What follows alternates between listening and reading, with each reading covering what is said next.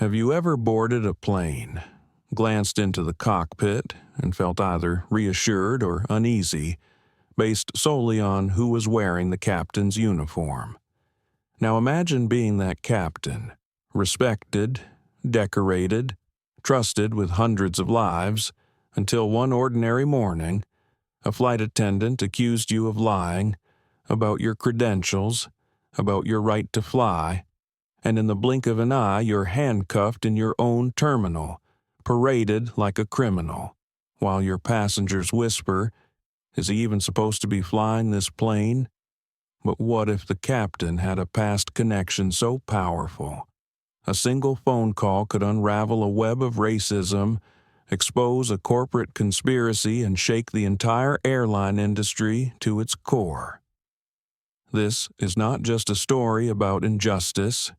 It's about one man's quiet strength, a hidden alliance, and the storm he chose to fly straight into, not to save his career, but to change the system for everyone. So, before we dive in, hit that like button if you believe in standing up for what's right. Share this story with someone who needs to hear it. And don't forget to subscribe because you won't want to miss what happens next. Now, buckle up. The flight is about to begin. Captain Jonah Ellison had always believed the quiet moments before a flight held a kind of sacred rhythm, like a heartbeat before a symphony. At 44, he had long outgrown the adrenaline rush of takeoff. What stirred in him now was something deeper, a responsibility to the 100-plus souls who would soon trust their lives to the calm in his voice, the steadiness in his hands. It was 6:02 a.m. when he stepped through the employee entrance at Phoenix Skyhaven International Airport, his Navy uniform pressed, silver wings polished, and cap tucked under one arm. He carried no fanfare, just a brown leather flight bag with his initials worn to softness on the handle, J.E. Security waved him through with a nod. "Mornin', Captain Ellison." He returned the gesture with his usual gentle smile. "Mornin', Bill. Weather's behavin' for now. You know how the Rockies like to change their mind." Jonah chuckled. "That they do?" Sky Nation Flight 2197 to Boston wasn't scheduled to board for another 2 hours. But Jonah was always early. It wasn't just about protocol, it was how he centered himself. He liked to walk the jet bridge before the gate agents arrived. Breathe in the quiet hum of a plane asleep, waiting to rise. Today, though, something felt off. Not in the air or in the weather, but in his gut. Inside the crew lounge, he was met by a scheduling agent he didn't recognize. "Captain Ellison, sorry about the late change. Your usual co-pilot, Julian Reyes," called out with a stomach bug. "We've reassigned First Officer Trevor Lang to your flight." Jonah nodded, keeping his thoughts to himself. Julian was steady, sharp, trusted. Trevor Lang, he'd heard the name, maybe once or twice. Newer, young, fresh from a regional carrier and just over the required hours for long-haul flights. "Thanks," Jonah said simply. "I'll introduce myself." Trevor arrived 10 minutes later, backpack slung over one shoulder and a look that toggled between nervous and eager. "Captain Ellison?" he asked, offering a handshake.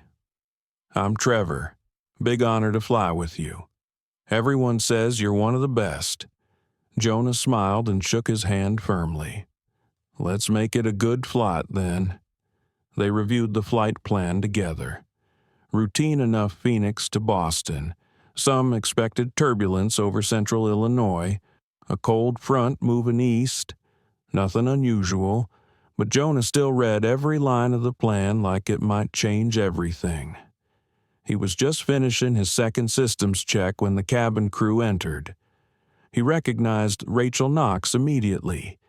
It had been almost a year since they last worked together. That time, She'd been polite, perfectly so, but distant. Dismissive, almost. Jonah hadn't thought much of it at the time. You couldn't take everything personally in this job. Crews rotated constantly, and personalities sometimes clashed. But the way she looked through him rather than at him had stayed with him for reasons he hadn't quite unpacked. "Good morning," he offered.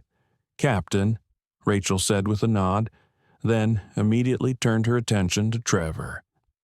"First Officer Lang, you're new to the long-haul routes?" Trevor hesitated.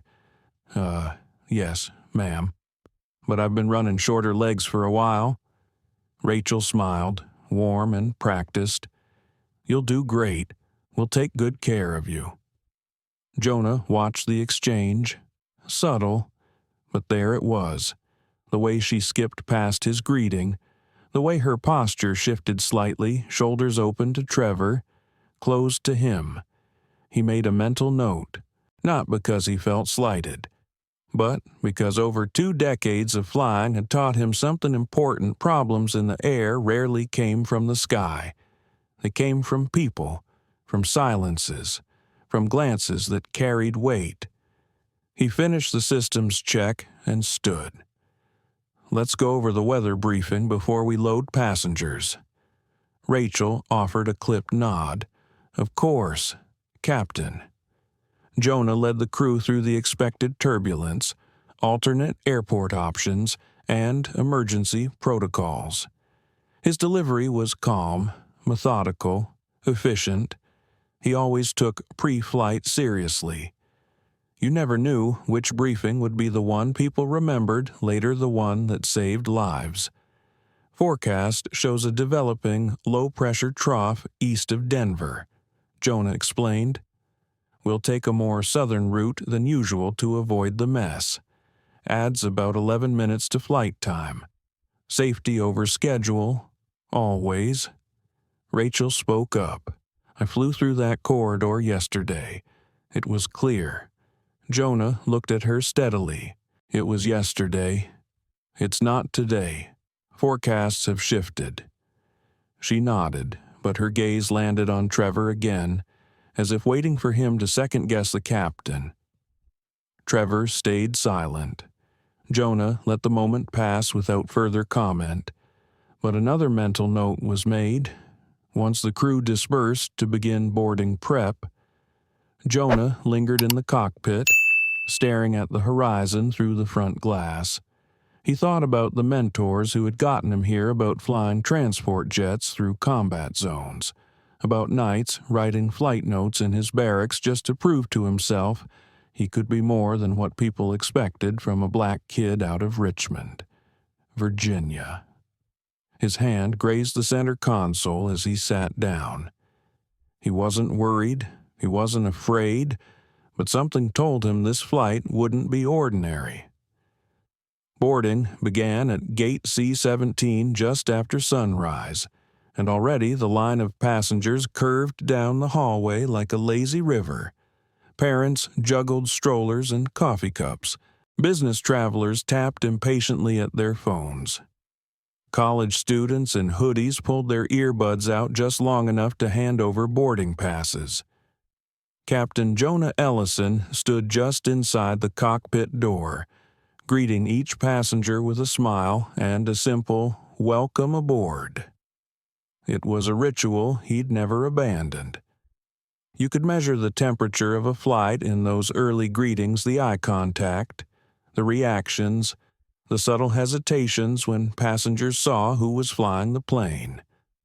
Most smiled and nodded, some surprised, a few pausing ever so slightly before returning the greeting. Jonah noted them all with quiet curiosity. 20 years in aviation had taught him how to read faces, how to hear questions even when they weren't spoken aloud. "You, the captain," one older man in a beige suit asked, a half smile tugging at the corner of his lips, not quite friendly. "Yes, sir," Jonah answered evenly. "Jonah Ellison. Welcome aboard." The man nodded slowly and moved on, saying nothing else. Trevor Lang, seated in the first officer's chair inside the cockpit, looked up. "You good with me starting the auxiliary power check?" Jonah nodded. "Go ahead. Let's get us ready," just outside the cockpit. Rachel Knox stood at the galley, clipboard in hand, checking passenger manifests with a practiced efficiency. Her voice rang crisp as she welcomed passengers, but something in her tone changed when she spoke to Jonah. Not unprofessional, just colder. When a woman in a navy pantsuit, platinum tier tag swinging from her briefcase paused at the door and said, "Captain Ellison, any chance we'll make up for the delay? I've got a conference call at noon, Boston time."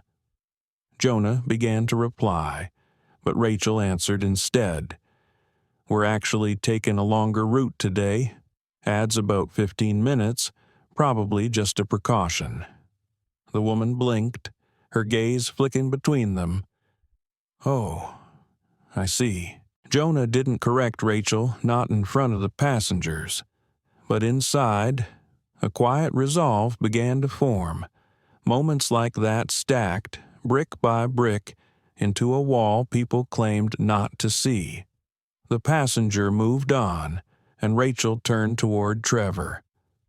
"You guys squared away up here? Need anything?" Trevor shook his head. "I think we're set." She smiled fully, openly. "Just give me a shout if anything changes." Rachel walked off before Jonah could say anything. Back inside the cockpit. Trevor glanced over. She seems pretty involved." Jonah offered a small, dry chuckle. "That's one way to put it. I've flown with Rachel once before," Trevor said. "Didn't get that vibe then." "You didn't look like me then," Jonah replied quietly, eyes still on the navigation display. Trevor's face shifted. He didn't respond. Jonah didn't expect him to. Not yet. They continued with the final pre-flight procedures in silence. Altitude checks, wind vectors, updated meters.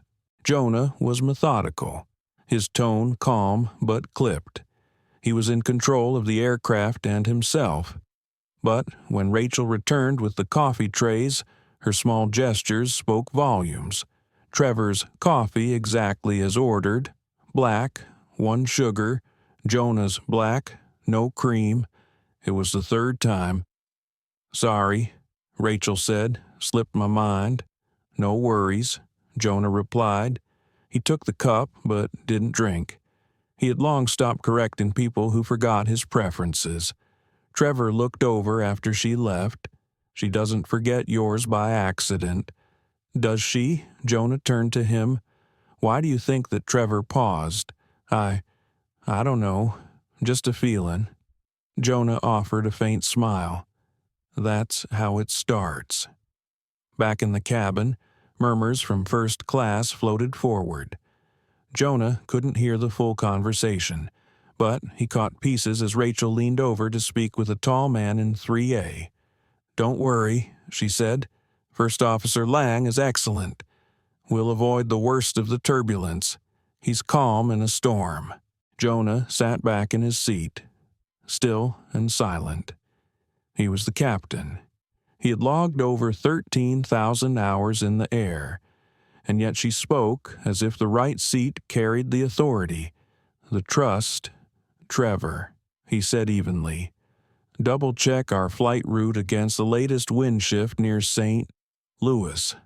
I want to make sure we're not drifting too close to that trough line." "Got it, Captain."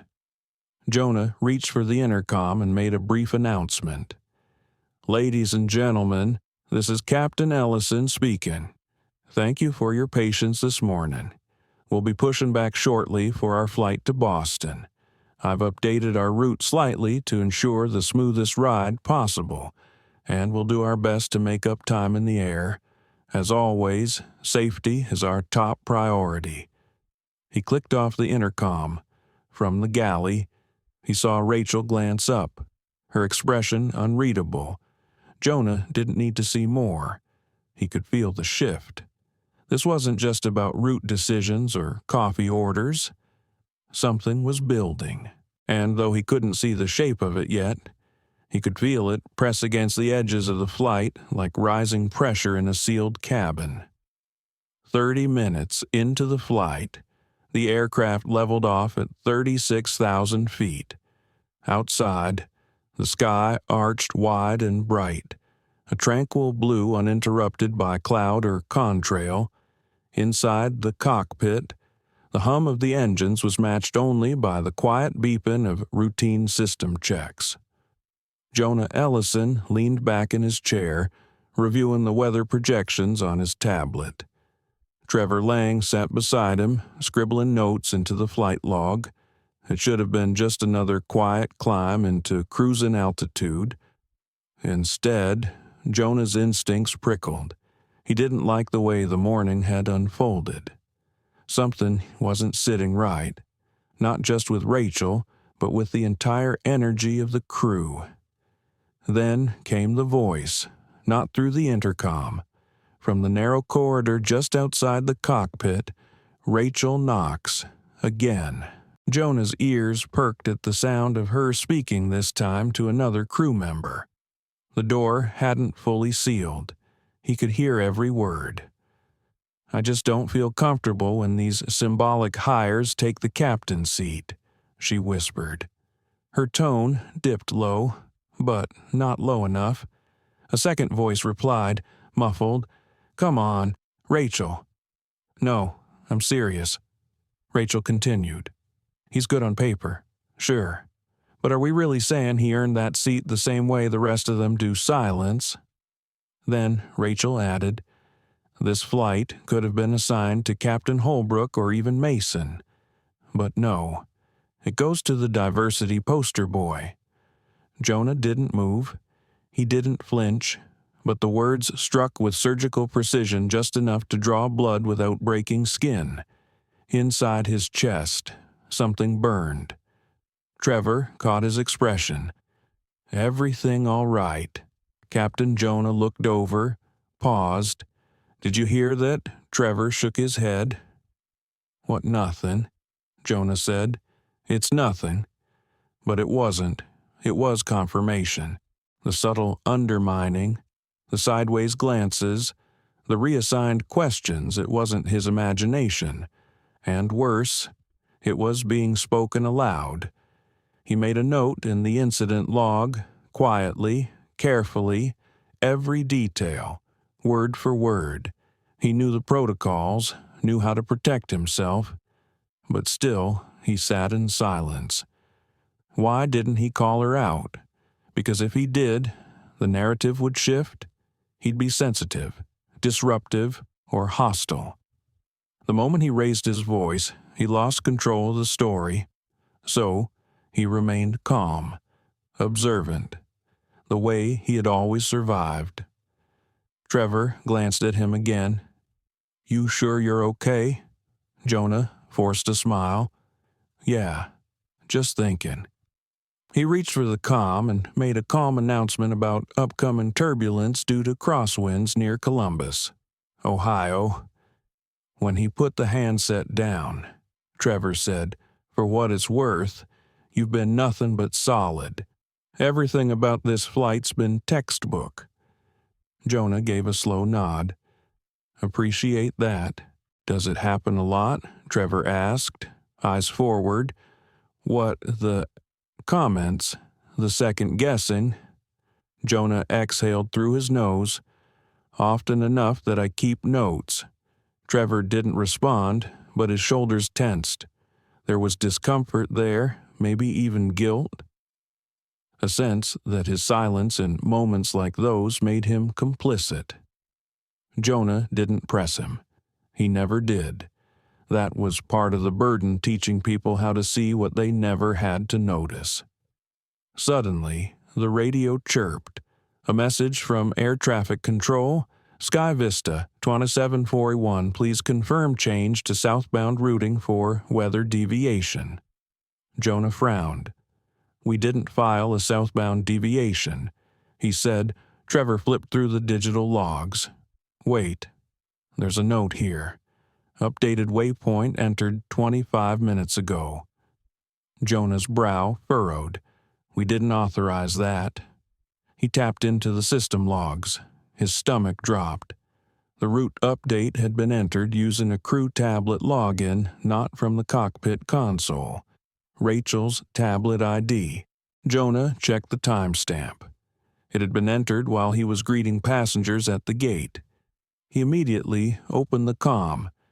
Rachel, can you come to the cockpit for a moment? A pause, then her voice replied, Is there a problem? Yes, Jonah said simply. I'd like to ask about a change to the flight plan. When Rachel stepped into the cockpit, her face held no trace of guilt, only a carefully curated calm. Captain, she asked sweetly. Jonah turned. Why did your ID authorize a route change prior to departure? She blinked, then smiled. Oh, that I was reviewing the flight plan and noticed it looked longer than needed. I may have accidentally hit confirm. You accessed the flight plan, Jonah asked. I didn't mean to change it. Must have been a tap error. Jonah nodded once. Slowly, accidental or not. That's a serious breach of protocol. I was just looking out for efficiency. Modifying a captain's flight path without authority is not your role. Rachel's smile remained, but her eyes turned cold. Noted, Captain. She left the cockpit without another word. Trevor turned toward Jonah. You think that was intentional? Jonah didn't answer right away. He felt it, in his bones. It had been intentional. This wasn't about efficiency. It was about control. It was about creating the illusion of error, one that could be traced back to him. And now she was laying the groundwork for something much bigger. Jonah pulled out his phone and typed a message. To Aubrey Caldwell, his longtime friend in operations at the airline's regional HQ. Message flight 2741, incident aboard. Need quiet review of system access logs. Suspect crew tampering. Discretion, please. He hit send. Outside the cockpit, the seatbelt sign chimed on. The clouds thickened as the aircraft sliced through the atmosphere, and inside the cockpit, the real storm was just beginning. Outside, the plane sailed through a sea of gray cloud cover. Inside, Captain Jonah Ellison sat rigid in his seat, his fingers grazing the flight controls as though touch alone might keep him grounded. He wasn't angry, not visibly, but something had shifted. Rachel Knox had crossed a line, and Jonah could no longer pretend this was a matter of personality differences or miscommunication. This was sabotage. Trevor Lang glanced at Jonah between checks. You going to file something official? Jonah nodded, already started the internal log. Sent a quiet ping to Aubrey in ops. She's trustworthy. Trevor hesitated. You think Rachel's capable of more than that, I think, Jonah said carefully. She didn't come here to serve coffee and check seat belts. The plane gave a slight tremble as turbulence brushed against their wings. Back in the cabin, passengers murmured softly, oblivious to the tension boiling just behind the locked cockpit door. Suddenly, the comm light blinked. A voice crackled through. Captain Ellison, a passenger in 14D, just had a panic episode. He's fine now, but we'd like to keep a close eye on him. Rachel's taken lead. Jonah picked up the handset. Thank you, Lucia. Let me know if he needs medical attention. Lucia Torres was the only other flight attendant on board with seniority equal to Rachel's. She'd always been neutral professional, warm, and focused on her work. Jonah trusted her, or at least he used to. As he hung up the handset, Trevor asked, Think that's real? The panic thing? Jonah shrugged. Could be, but watch what follows it. Trevor frowned. What do you mean, moments like that? That's where you introduce doubt. If someone claims a passenger got nervous during turbulence, they can frame it like I was too cautious or not cautious enough. Either way, it reflects on me. Trevor shook his head. That's twisted. Jonah didn't respond.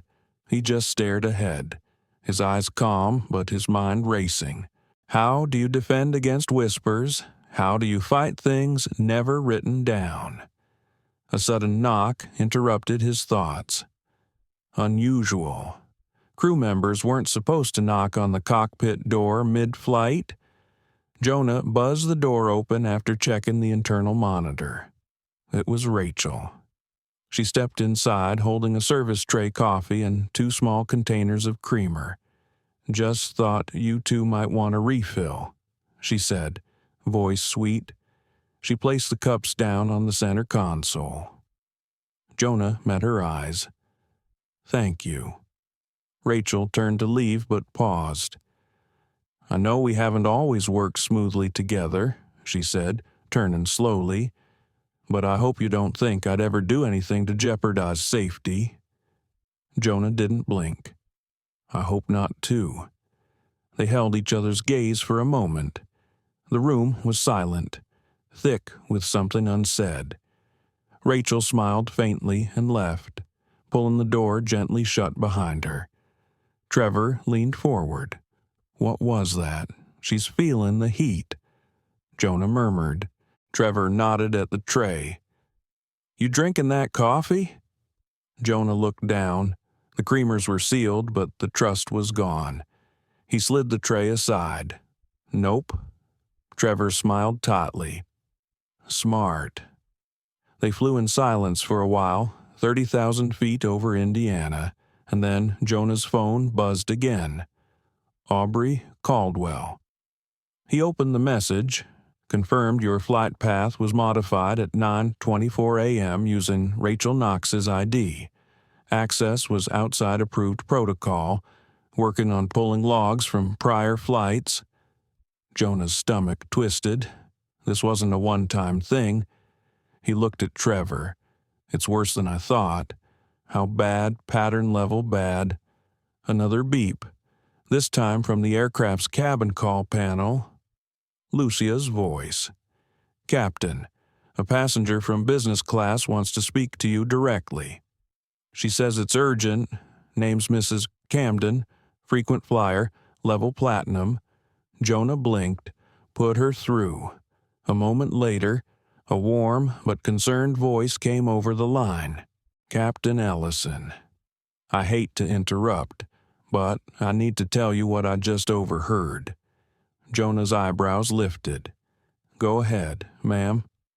I was in the forward galley getting my bag from overhead when your flight attendant, the tall blonde, started talking to another crew member. She didn't know I was there. Jonah felt his pulse quicken.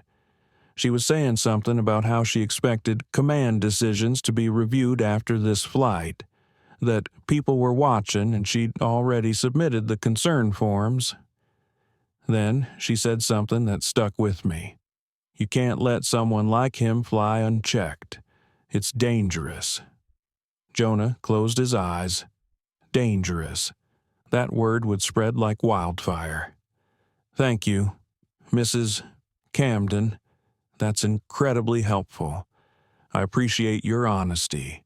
I know what I heard, she added, and I've flown with you before. You're one of the best. Jonah clicked off the call.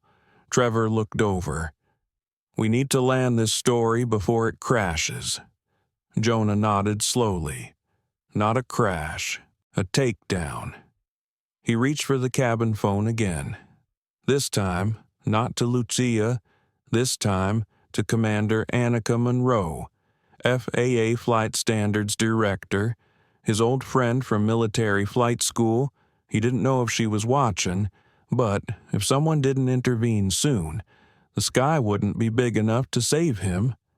Commander Annika Monroe answered on the second ring. Jonah, I'm on a conference call. This better be real. It's real. Annie, I need you to listen carefully."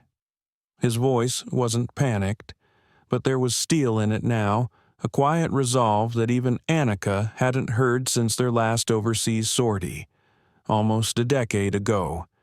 She ended the other call without another word. "Talk. Someone altered my flight plan mid-prep. It was done under the ID of a flight attendant named Rachel Knox. I've confirmed it through internal ops." Annika was silent for a beat. Then, "Did you fly that route?" "No." "I caught it. We corrected it before takeoff." "Good. There's more." Jonah continued. "She's actively sowing doubt in the cabin, undermining me in front of passengers, suggesting I'm not competent." She framed her language carefully, but one passenger overheard and reported, "Passenger business class platinum. Name's Camden. Already logged her call." Annika muttered something under her breath. "This sounds like a setup. She's been trying to discredit me since pre-boarding. Small things at first, but now this is orchestrated. She's got backup. I need you to quietly pull her record, discreetly. I'll make a few calls," Annika replied, "and I'll have one of my auditors review all crew communications from the last 10 flights you were assigned." "Thank you," Jonah said. Before she hung up, she added, "Be careful. Ellison, you've pissed someone off, and not just her." He replaced the handset slowly. Trevor looked over, silent. Jonah exhaled. "We're not even halfway to LAX." Back in the main cabin, Rachel moved like a dancer in rehearsal, every step measured, every expression rehearsed. She had practiced the balance of polite authority and sympathetic ally for years. The passengers adored her. The crew respected her on paper. Lucia, however, had seen a different side, and now she was seeing it again. Rachel had commandeered the front galley and was holding a hushed conversation with an off-duty crew member flying jump seat. Lucia overheard just enough. "He's unstable. You should have seen him. Micromanaging, correcting every procedure. If we hit turbulence again, I'm not sure he's fit to lead." Lucia's pulse quickened. It was the kind of phrasing that buried careers. She stepped forward. "Rachel." Rachel turned, caught off guard. "Lucia, I was just updating. You're speaking to a non-active crew member about command behavior mid-flight." Rachel didn't flinch. "We're concerned about safety. You've seen how tense he is. You can feel it." Lucia locked eyes with her. Professional feedback goes through post-flight channels, not whispered over ice buckets mid-service. Rachel smiled thinly. Noted. Lucia knew then she wasn't just imagining this. Rachel was laying the groundwork. The trap was already closing, and Jonah was walking into it with every nautical mile. Back in the cockpit, Jonah pulled out his old-style logbook analog, leather-bound, and rarely used now in the digital age. He flipped to a blank page and began writing. 9:14 a.m. unauthorized access to flight plan IDR, Knox. 9:52 a.m. passenger complaint received Mrs. Camden. 10:03 a.m. Rachel Knox entered cockpit unsolicited. 10:34 a.m. Rachel overheard questioning command decision-making. 11:00 a.m. internal report from Annika Monroe initiated. 11:07 a.m. Lucia Torres confronted Rachel in galley, witnessed each entry. Clean, precise, unemotional. It wasn't just for him now. It was his defense, or maybe his eulogy. Trevor looked over. "I'll file a separate log, too. You won't be alone in this." Jonah glanced at him, nodding once. "Appreciate it." There was a silence between them that meant more than words. Trevor didn't have to join the fight, but he just had. As the flight crept closer to Los Angeles, Jonah noticed the cabin status screen blinking unusually. He clicked into the crew system. A new passenger message had been flagged. It was from Eli Banner, a journalist seated in coach. Captain Ellison. I recognize you from a segment I did on minority pilots 2 years ago. I'm noticing strange behavior from a crew member. If this is what I think it is, you're not alone. If you want me to report what I saw, let me know. Jonah leaned back in his seat. Slowly, carefully. Rachel had picked the wrong day. The plane flew onward, but on the ground, the air was shifting. For the first time in a decade of flying commercial jets, Jonah Ellison didn't trust the space behind him. Every routine action, the PA announcements, the flight path adjustments, even sipping from his coffee now felt watched, analyzed, manipulated. And yet he performed each step with the fluid grace of a man who had spent his life mastering control. But control was an illusion, and Jonah knew it. In the main cabin, Rachel Knox was at work again, this time more methodically. "Excuse me," she said to a pair of middle-aged passengers in business class. "If there's anything you need, please don't hesitate. Just let me or First Officer Lang know. He's been wonderfully steady today." She said it softly, carefully, but loud enough that the meaning hung in the air like stale perfume. The implication was simple. Jonah Ellison was not steady. Jonah Ellison was a concern. Back in the cockpit, Trevor was the first to say what they both had been thinking. "She's seeding doubt with passengers." Jonah didn't answer. He was reading a private message from Commander Annika Monroe. FAA analyst reviewed Rachel Knox's HR file. 5 concern incidents flagged. 3 involved black captains. All swept quietly. Investigating deeper. Be advised she's protected. Her cousin is a regional VP. Jonah leaned back, his mind processing the full scope. Of course, she had cover. This wasn't about Rachel anymore. It was about what she represented. A system, a pattern, a protection racket hiding behind polished name tags and emergency manuals. Trevor broke the silence again. I saw her glance at the jump seat manifest. "You think she's been tipped off about Banner, maybe," Jonah said. "But even if she hasn't, she knows I'm not playing defense anymore. She'll push harder now." Trevor hesitated. "You want me to pull cockpit voice logs for this leg?" Jonah looked at him. "That's a career-risking move." "I know," Trevor replied, "but you're not going down alone." The turbulence hit harder than forecasted unexpected pockets above the Rockies, knocking the 787 off balance for several seconds. A few passengers gasped. One tray of drinks fell. A scream came from row 12. Seatbelts, Jonah called into the PA. "This is the captain. We've hit a patch of unstable air. Please remain seated with your belts fastened." Trevor adjusted their elevation by 2,000 feet. In the galley, Rachel used the moment. "This wasn't in the flight plan," she whispered to a flight attendant trainee. "We wouldn't even be here if we'd flown the northern corridor. First Officer Lang told me they'd changed the route last minute." Lucia Torres overheard. "Again, you're misleading crew," she said quietly but firmly. "I reviewed the revised route. It was updated for weather, authorized by both pilots." Rachel turned sharply. "Lucia, I don't need a lecture from someone who's barely logged 1,000 flight hours." Lucia didn't flinch. "And you don't get to rewrite protocol to support whatever private story you're telling passengers." A tense silence.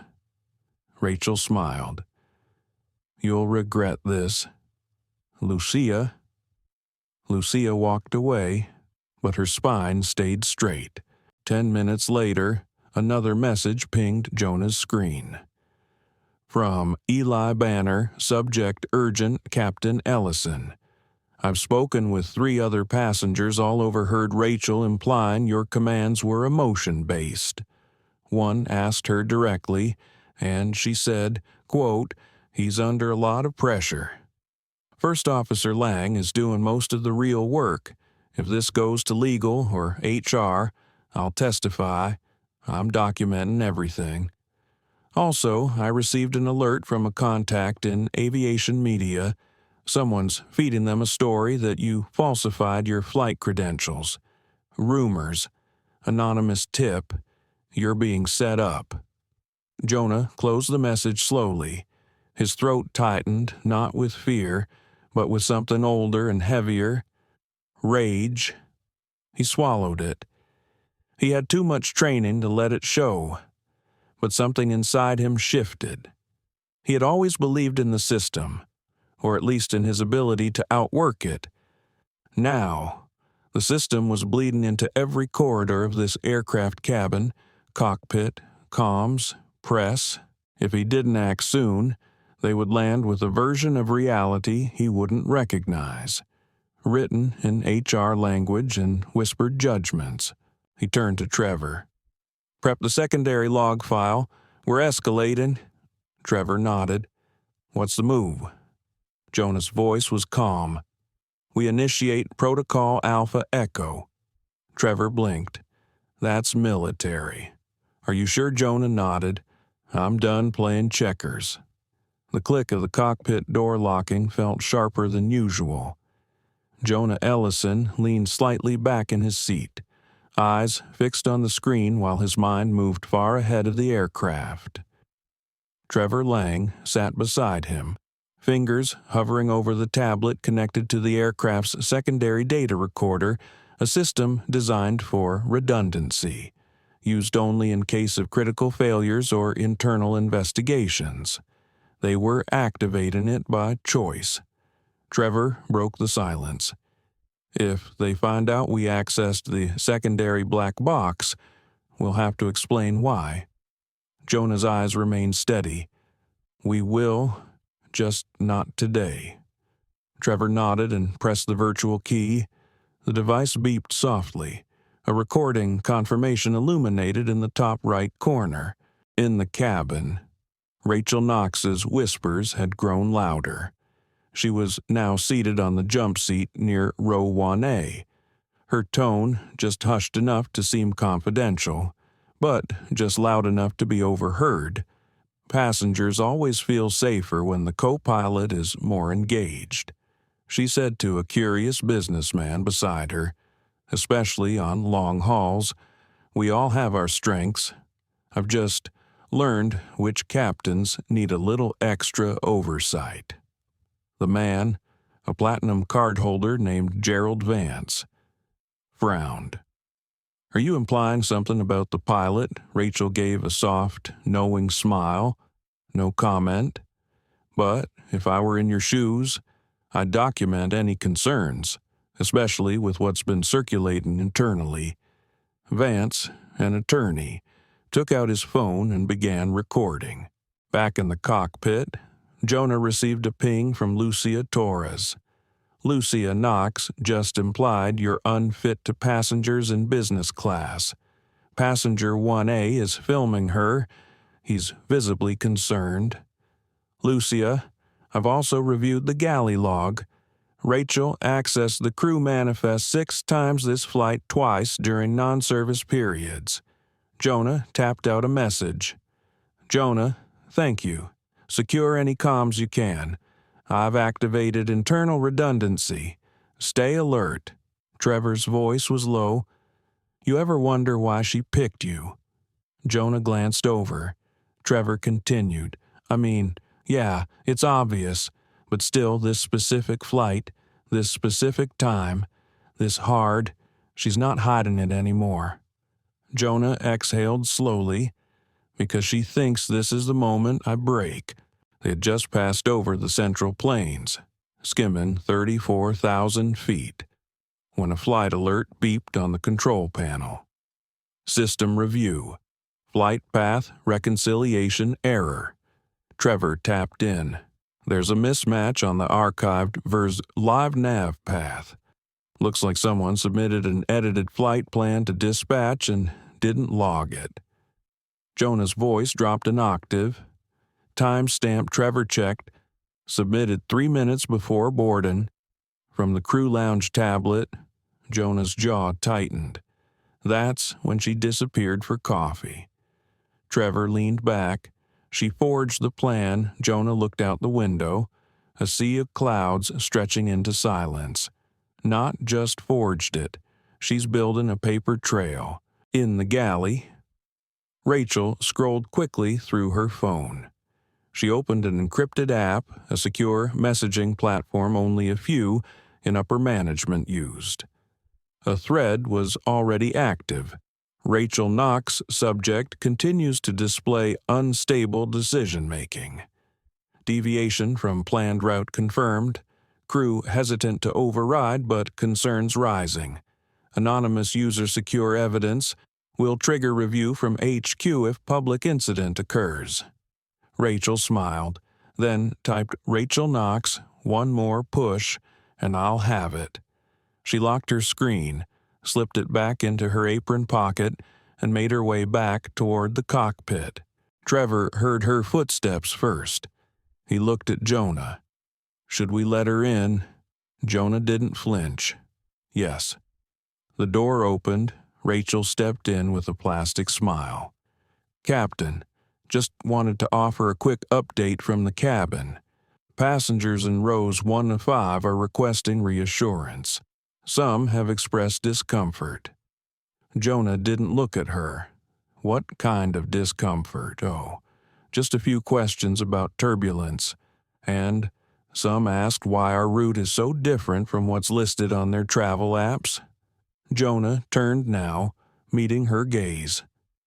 Did you tell them I filed a fake plan? Rachel's smile cracked only a fraction. But enough. I'm simply passing along concerns. Jonah gestured toward the cockpit camera, blinking red. Everything in this cockpit is now being archived to internal servers and FAA mirrors in real time. Just so you're aware, Rachel didn't respond. You may return to the cabin, Jonah said calmly. She hesitated, her hand tightening on the door frame, then left without another word. Later. Lucia approached Jonah at the cockpit door with a sealed envelope. I found this in the emergency supply drawer, she whispered. It was placed on top of the safety checklist like bait. Jonah opened it. Inside a printed flight plan with errors that mirrored their actual path, but laced with discrepancies that made the captain appear careless. At the bottom was a forged signature, his. Trevor's eyes went wide. That's what she's planning to find when we land. Jonah looked at both of them. This flight is the trap. He tucked the forged plan into a secured evidence envelope. Then he turned to Lucia. Prepare a cabin announcement. I'm taking the mic myself. Jonah Ellison stood just outside the cockpit. One hand braced lightly against the door frame, the other holding the PA handset. The quiet hum of the engines underscored the importance of his next words. Through the half-opened curtain, Lucia gave him a faint nod. Passengers had settled into a drowsy mid-flight lull, but Jonah wasn't interested in lulling anyone to sleep. He took a breath. Ladies and gentlemen, this is your captain speaking. I'd like to take a moment to address something directly, not just about our flight, but about flying in general. Trevor looked up from the cockpit console, eyes meeting Jonah's. This was unprecedented. Jonah continued. Many of you may notice that today's route is slightly different from what your tracking apps show. That's because we've made adjustments to ensure a smoother and safer flight path, based on real-time data and forecasts. A few heads turned from their reclined seats. In this cockpit, he said, Every decision we make, every route change, every altitude correction is guided by one principle: your safety." He paused. "But sometimes those decisions are questioned, not based on data, not based on skill, but based on something else entirely." The silence in the cabin sharpened. Lucia stood near the galley, her arms crossed, watching Jonah as if witnessing something more important than a flight announcement. "I've flown for 19 years. I've led missions in unpredictable weather, in war zones, and now, in your everyday skies, I've trained countless pilots. And still, there are moments when I'm second-guessed not by circumstances, but by people who believe I don't belong in this seat." The weight of his words settled heavily. "I want to be clear. I am here because I earned this position just like every qualified pilot, regardless of what they look like." A ripple of discomfort, then murmurs, moved through the cabin. In an industry built on precision and trust, prejudice has no place. From row 1A, Gerald Vance lowered his phone mid-recording and nodded silently to himself.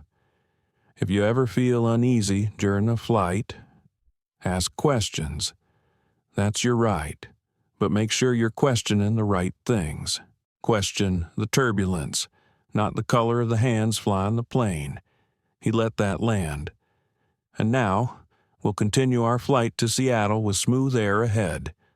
Thank you for listening, and thank you for flying with us." Jonah replaced the handset and quietly returned to the cockpit. Inside, Trevor blinked. "You sure you just did that at 35,000 feet?" Jonah slid into the seat. "I'm sure." Trevor looked over. It was good, powerful. Jonah's eyes were still on the instrument panel, but his voice carried something deeper than confidence. It was necessary. In the cabin, the energy had shifted. Some passengers sat stunned. Others whispered to one another, processing not just the captain's message, but the implications behind it.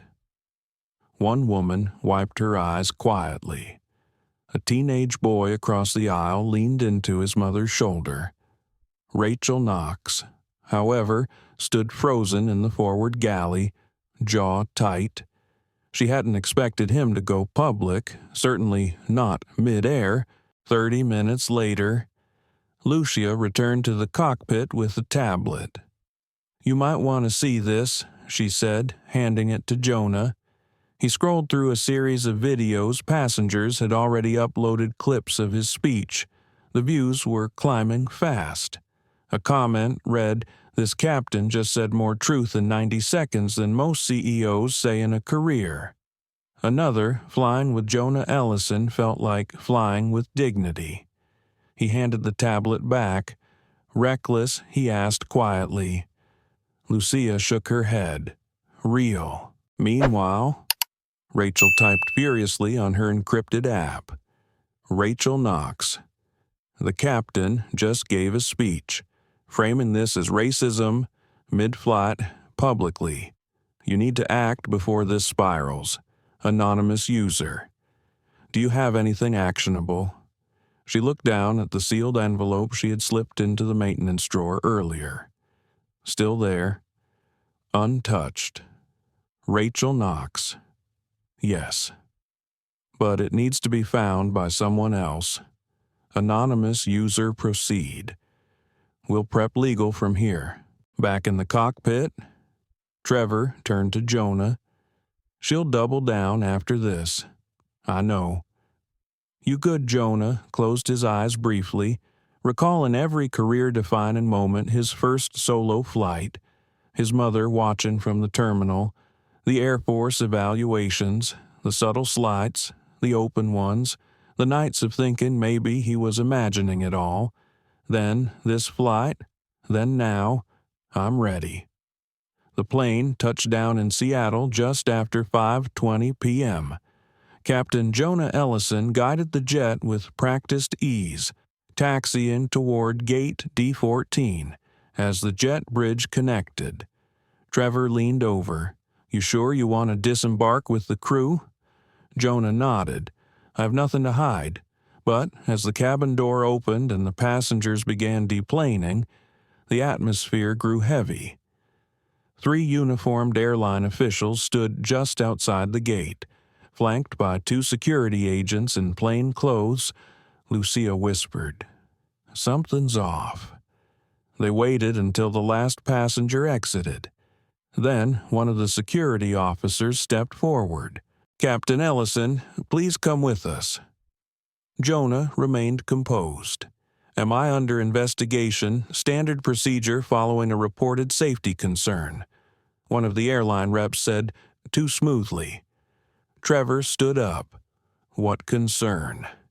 The rep glanced toward the second officer. An anonymous tip was received. Evidence was found in the cockpit indicating a possible falsification of flight planning documents. Lucia gasped. Jonah narrowed his eyes. What evidence? They didn't answer. Instead, they gestured for him to come with them. Jonah nodded to Trevor.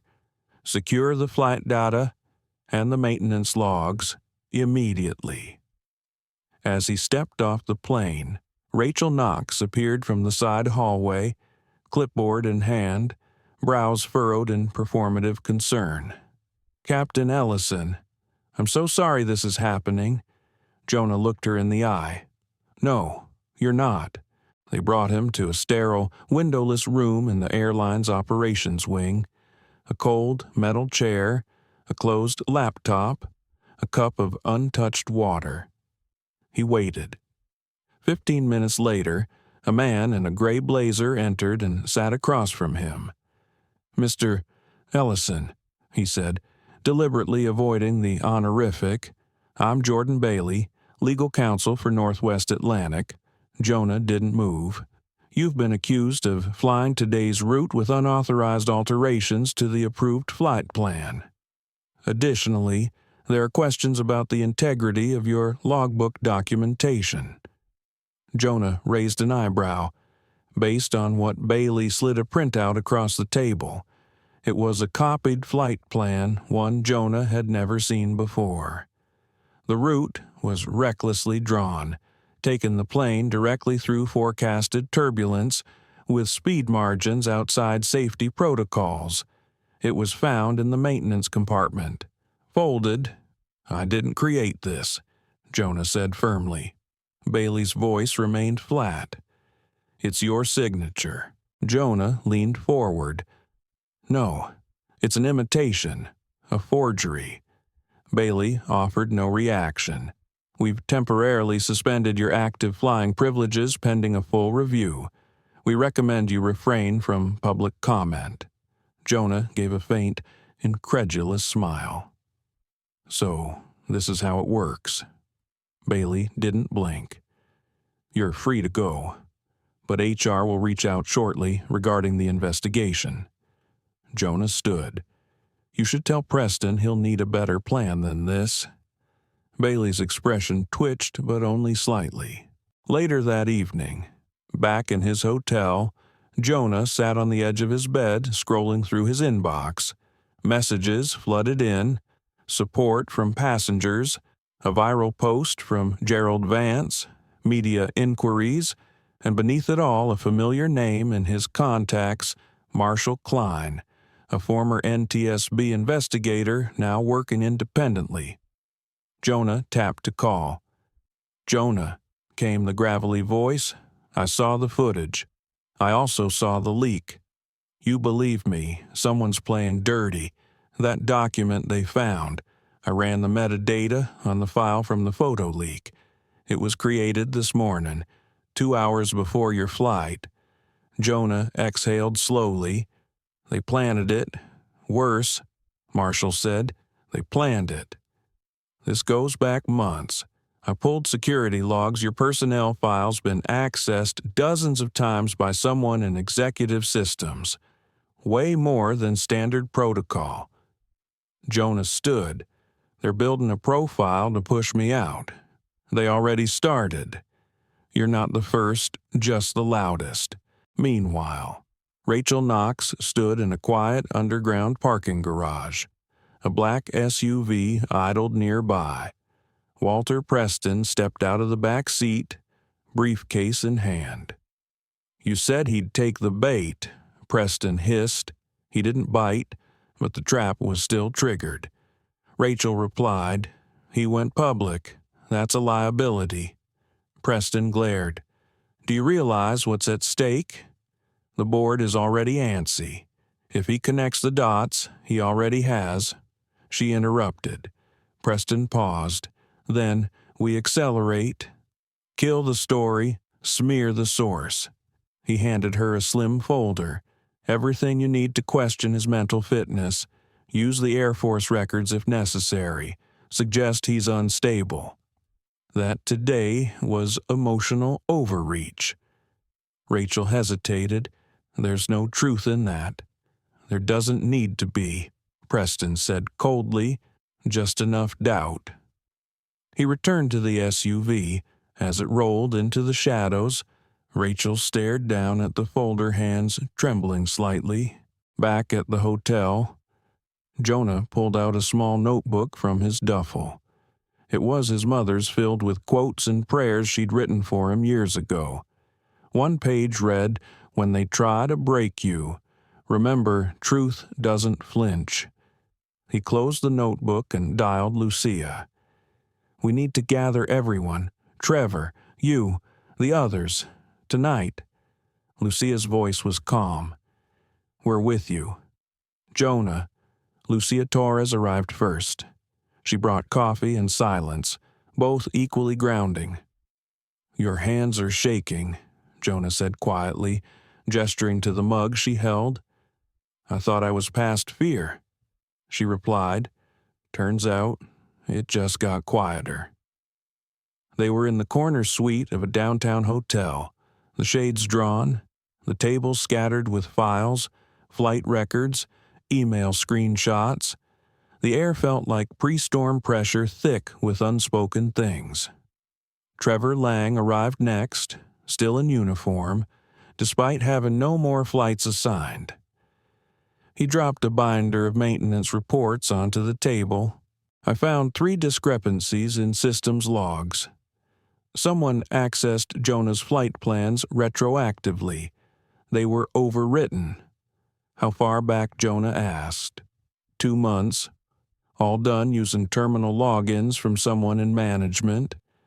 Moments later, 2 others entered: Tanya Reese, a black dispatcher from the scheduling department, and Malik Harmon, a flight engineer who had worked routes with Jonah for years.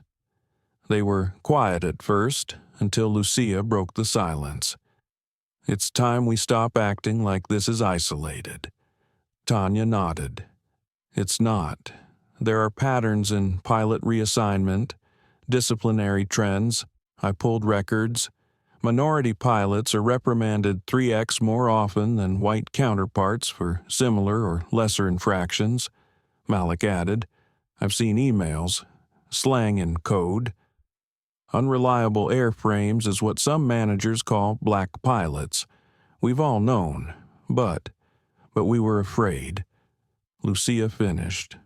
"Until Jonah." They spent the next 2 hours cross-referencing logs, building timelines, uploading evidence to encrypted drives. The walls were lined with sticky notes and strings connecting pilots to complaints. Complaints to Rachel, Rachel to Preston. "I've got 10 names of pilots who were either pushed out, grounded, or forced into voluntary retirement." Tanya said, "7 of them are black, 2 Latino, 1 Southeast Asian." Trevor looked up from his laptop. "Jonah, the media's watching. They want you on air." "No," Jonah said, "not yet. We don't play it their way. We give them the truth when they're least ready for it and when it can't be spun." Lucia leaned in. "You have a plan." Jonah nodded slowly. "We don't leak stories. We release evidence." That night, Jonah sent 3 emails. The first went to a journalist, Mia Garrett, senior reporter for Aviation Insight, known for exposing FAA corruption. He sent only metadata and a breadcrumb enough to interest her, not enough to make her a target. Not yet. The second went to attorney Nia Monroe, a civil rights litigator with a record of taking on corporate discrimination. The subject line was blunt: systemic bias at Northwest Atlantic Airlines. We have evidence. Will you represent? The third went to Marshall Klein. Jonah's message read, "They're fabricating mental fitness claims. You said you knew a FAA ethics liaison." Marshall's reply was instant. "Already notified. Hang tight." At 1:40 a.m., Lucia stirred from the couch. Jonah was still at the table, eyes red, scrolling through screenshots. "You should sleep," she said. "I can't. If I rest, they'll gain ground." Lucia sat beside him, not touching, just present. "I was 12 when I realized I'd always have to be twice as good." Jonah whispered, "that I'd never just be a pilot. I'd be the black pilot." He swallowed hard. "And now I'm the problem they want to erase." Lucia's voice was soft. "You're not the problem. You're the light that's exposing it." 2 hours later, Rachel Knox sat at a dim bar on the outskirts of the city, drink untouched, her phone buzzing with messages she didn't want to read. She stared at the screen. Preston's last text. "It ends this week. Make it happen." But it was the second message, from someone unexpected, that made her pause. From unknown. "You think you'll survive this if he falls? We have recordings. You're not invisible. Choose wisely." Rachel stared out the window into the rainy dark. For the first time, she questioned whether she was still in control or just another disposable pawn. The next morning, Jonah stood before a small group of pilots gathered in a quiet room near the airport chapel. No media, no cameras, just truth. "There's no press release today," he began. "No viral headline. What we're doing doesn't fit a soundbite." He paused. "This system wasn't built broken. It was built this way, and it survives by making each of us think we're isolated. But we're not. We're a pattern. One by one, others stood: Malik, Tanya, Lucia, Trevor. Then a young Latina pilot Jonah didn't know. They tried to gaslight me into thinking my evaluations were fair. But I saw them change after I filed an incident report against a white captain." Another pilot stepped forward. A tall man with gray at his temples. 20 years flying and not once promoted to training captain.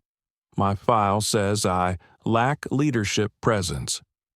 Jonah looked around. A dozen voices, one rhythm. "We're not fighting for reinstatement," he said. "We're fighting to stop this from happening again." He raised his phone. "Today we go public, but on our terms, truth first, sound second." He tapped send. Northwest Atlantic Airlines' headquarters sat like a steel monolith over downtown Atlanta, a fortress of glass and corporate indifference. It was here that lives were reshaped without apology. It was here Jonah Ellison walked back in not as a broken man begging for redemption, but as a reckoning in motion. The invitation had been sent under pretense. Internal compliance hearing. The email read. Jonah knew what it was: a final attempt to humiliate him under official protocol. A trap, but he wouldn't walk into it alone. This time, they were coming with him. The 19th floor boardroom buzzed with subdued tension. Every executive present was white. Every name tag bore some variation of VP, legal, or compliance. Walter Preston sat at the head, jaw clenched like a man waiting for a mosquito to land before slapping the whole table. Rachel Knox entered last, pale but composed, her expression unreadable. Jonah stepped in, uniform crisp, shoulders square. Behind him followed Lucia Torres, Tanya Reese, Trevor Lang, Malik Harmon, and unexpectedly Nia Monroe in a gray power suit, her calm confidence like steel beneath velvet. Captain Ellison, Preston began, not standing, not smiling. This meeting will be documented and recorded. Nia interrupted, placing a legal recorder on the table. Under Georgia Code. As this is a public company and a workplace discussion involving personnel review, you're not an employee, I'm counsel, she replied, and I suggest you let him speak first. Preston's nostrils flared. Fine, you've had your moment, Captain. Let's hear your defense. Jonah didn't sit. He placed a small flash drive on the table. I'm not here to defend. I'm here to present evidence. The room went still. Jonah looked each person in the eye. This flash drive contains copies of altered crew evaluations, access logs showing unauthorized edits to my records, and internal communications between Ms. Knox and multiple flight staff where they conspired to discredit minority pilots. A small, audible gasp from the Assistant General Counsel. There are also emails between Mr. Preston and training centers receiving substantial donations from companies tied to this board, with suggestions on which cadets were culturally aligned. He turned to Rachel. Would you like to confirm the authenticity of those emails? Ms. Knox. Her lips parted, then closed. She didn't nod, but she didn't deny. Tanya stepped forward and laid out the retention data proof that minority pilots face disproportionate terminations following evaluations initiated by Rachel's circle. Lucia followed with audio clips recordings of Rachel implying that some pilots just weren't cut from the right cloth. The phrase legacy cockpit culture was used twice. Trevor presented maintenance logs showing last-minute changes to Jonah's flight plan after it had been signed. Then, Nia handed out copies of the FAA's preliminary findings, unusual patterns of disciplinary action and certification interference within the company. Now, under federal review. Rachel blinked rapidly. I was told to speak carefully. Preston hissed under his breath. But Rachel was unraveling. I was told it would keep the company safe, she snapped. I was told to raise doubts, not destroy lives, by whom Nia asked gently. Rachel's eyes swung to Walter Preston. The room held its breath. By him. Preston stood abruptly, fists clenched. You ungrateful, unstable Mr. Preston, Jonah interrupted. I suggest you sit. Or would you like me to play the recording of your voice telling a regional chief, quote, get rid of the ones that don't look the part, quietly. Preston froze. Because the FAA already has it, Jonah continued. And so does Aviation Insight. They go live at noon. Chaos erupted. One executive stood to leave and was blocked at the door by 2 federal observers. Badges drawn. Jonah hadn't come alone in more ways than one. Special Agent Ramirez of the Department of Transportation's Inspector General's office entered with quiet authority. Please remain seated. We are initiating evidence collection as part of an active federal civil rights investigation. A second agent placed a large sealed envelope on the table. This is a subpoena for all HR documentation, evaluation records, and employee communications regarding Captain Jonah Ellison and the pilots listed here. He paused, looking at Preston. You may want to call your lawyer, your personal one. Back outside. Jonah leaned against the stone pillar beneath the wide sky. Lucia joined him. It's happening. Yes, he said, but it's not over. He looked across the horizon, the same kind of skies he once dreamed of touching. Now, knowing how many storms hid behind blue, "We cracked it open," Lucia whispered. Jonah nodded. "Now we rebuild it." 3 months had passed since the confrontation in the 19th floor boardroom. The skies over America hadn't changed in color or shape, but the corridors of Northwest Atlantic Airlines certainly had. Captain Jonah Ellison stood quietly at Gate C5 of New York's LaGuardia Airport, not in uniform today, but in a simple dark jacket and slacks. His eyes were fixed on the gate monitor, not because he needed the schedule, but because Flight 2403 to Atlanta was about to take off with someone very important on board. Lucia Torres, now officially the airline's Director of Equity and Operations, was heading to Washington, D.C., for her testimony before the Congressional Subcommittee on Aviation Oversight. She would represent not only Northwest Atlantic, but the broader industry that had, for too long, buried its problems under polished press releases and outdated values, as the boarding bridge retracted and the aircraft pulled back slowly from the gate. Jonah smiled. The wheels were in motion on more than one runway. The federal investigation had moved swiftly after the evidence presented by Jonah and his allies. Multiple executives quietly resigned. Rachel Knox accepted a plea deal in exchange for testimony.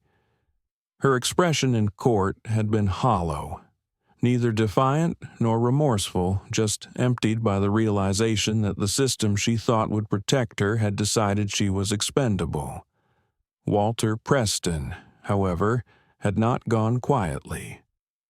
He retained 3 law firms and accused the Department of Transportation of a racially motivated witch hunt. But leaked documents revealed decades of suppressed complaints, closed-door settlements, and backdoor funding to discriminatory pilot academies. When the FAA suspended his aviation certifications pending criminal proceedings, the industry shunned him like a virus. Justice, Jonah realized, didn't always come quickly or cleanly, but it came. Jonah's own record was restored in full. The FAA's official apology came not with a headline, but a letter. Captain Ellison is recognized as a pilot of exemplary conduct, judgment, and professionalism under all conditions. His license reinstated, his standing restored. But he didn't return to the skies immediately. Instead, he took time to rest, time to reflect, time to be something he hadn't been in decades still. In the quiet, he reconnected with his daughter, Simone, a violin prodigy preparing for conservatory auditions. They had both lived with his absence in different ways. "You don't have to prove anything anymore, Dad," she told him once as she tuned her instrument. "You already changed the whole flight path." On a warm April morning, Jonah finally put the uniform back on. His new title, Senior Captain for Flight Culture and Safety Advocacy, a role created specifically for him, with authority to audit hiring pipelines, lead training reforms, and mediate flight crew concerns with the backing of both the union and the Federal Oversight Commission.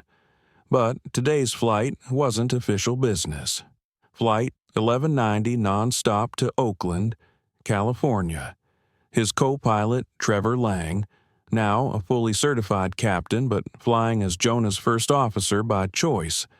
"I couldn't miss this flight," Trevor had said. "You got me here." The cabin crew included Malik Harmon and a new hire, a young Haitian-American woman named Nadege, who'd cited Jonah's story in her interview as her reason for becoming a flight attendant. Jonah checked the flight deck instruments. Everything gleamed. Everything worked. Everything was different now. As the 737 rolled to the runway threshold, Jonah's voice came over the intercom, calm and certain. "Good morning, ladies and gentlemen. This is Captain Jonah Ellison, welcoming you aboard Northwest Atlantic Flight 1190 to Oakland. We've got clear skies and a smooth ride ahead. Thank you for flying with us today, and thank you for trusting us to earn your confidence every single time." In the front galley, Nadej whispered to Malik, "He's exactly like I imagined." Malik smiled. "Yeah, and more. At 10,000 feet. Trevor glanced over. "You nervous?" Jonah chuckled. "About flying?" "Never." He looked out the window. "But I still think about what almost didn't happen." "What do you mean I think about the days I nearly took the settlement? The nights I thought no one would stand with me? I think about Lucia risking her job, about Zoe Monroe, about Derek Simmons, even about you.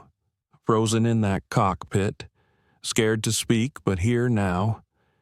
He paused. "I think about how justice isn't about proving you're right. It's about making sure the next person doesn't have to fight the same battle just to do their job." Trevor nodded slowly. "Then I think you won." Jonah smiled faintly. "No, we did. Back in Atlanta, at the training center, a new mural had been unveiled. It depicted pilots of every color, age, and gender, backlit by sunrise, ascending a stairway into the clouds. At the center of the staircase stood a figure unmistakably modeled after Jonah, but with no nameplate. The plaque below read, "To those who flew before they were allowed," and cleared a path for those who never knew they couldn't.